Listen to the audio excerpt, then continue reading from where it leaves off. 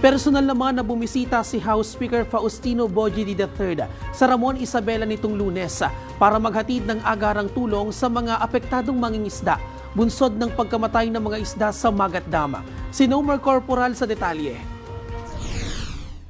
Agad na kumilos si House Speaker Faustino Bogie III patapos ang malawakang pagkamatay ng mga isda sa Magat Dam sa bayan ng Ramon Isabela.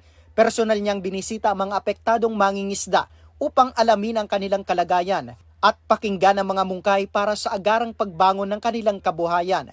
Lumalabas sa paunang investigasyon ng Bureau of Fisheries and Aquatic Resources, katuwang ang lokal na pamahalaan na bumaba ang dissolved oxygen sa Magat Dam dahil sa pagbaba ng antas ng tubig at matinding init na nagsimula noong Hunyo 23. Bilang tugon, tiniyak ni Speaker D na makikipag-ugnayan siya sa mga kinaukulang ahensya ng pamahalaan upang maisulong ang mga agaran at pangmatagalang solusyon.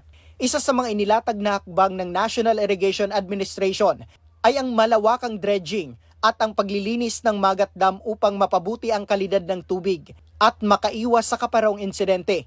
Tiniyak din ni Speaker D na maghanap ang Kongreso ng pondo para mapabilis ang pagbangon ng mga mangingisdang nawalan ng kabuhayan.